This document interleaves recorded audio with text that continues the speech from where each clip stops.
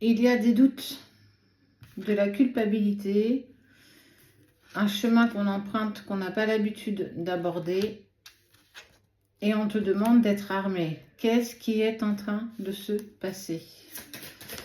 Alors toi, une autre personne, une paix, une clé, on te dit de te sortir du brouhaha de ta vie pour écouter un petit peu ce qu'on a à te dire. Il y a une clé, on parle de paix, on t'invite justement à accéder à ta sérénité pour trouver tes propres clés. Tu es trop dans un brouhaha d'ego, trop un brouhaha mental, on sent que ça prend énormément de place. Ton mental prend aujourd'hui toute la place. Et justement, on t'invite que tu passes certainement à côté de certains messages. Pièce de monnaie, plume, synchronicité, message, ça peut être un mot dans une chanson, ça peut être... Il y a tellement de synchronicité, mais on voit et tes guides sont en train de dire que tu passes à côté de tout ça parce que ton mental prend bien trop de place. Parce que tu es dans une période de doute, et ça c'est légitime. Qui n'en traverse pas? Ah, mais c'est surtout en lien avec une personne. Regarde, on voit la personne et l'attirance. Il y a quelque chose de très fort avec une personne, une attirance, mais tout ne se passe pas comme prévu. Il y a de la tension, il y a de la distance, il y a des incompréhensions, il y a du doute. Un doute qui est raisonnable, un doute qui est initiatique. Tu attends une réponse de sa part. Il y a quelque chose qui te lie à cette personne, mais il y a des mensonges, il y a des non-dits.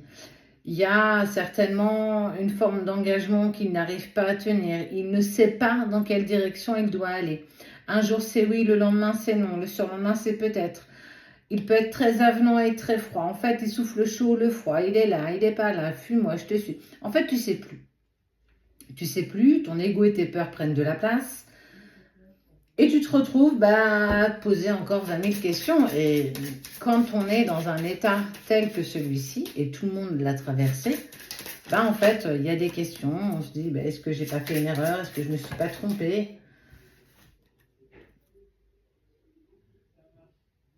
On parle de retour et de communication. Le retour est en équivoque avec une communication. Il va falloir que tu arrives à communiquer avec cette personne. Mais avant d'en arriver là, il va falloir que tu fasses la paix dans ta tête. Il va falloir que tu écoutes les synchronicités.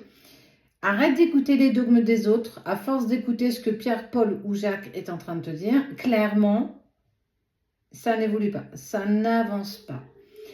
Donc, écoute un petit peu ce que ton cœur a à te dire, écoute ce que ton âme a à te dire. En tout cas, on te dit que tu vas vers quelque chose qui va se réaliser.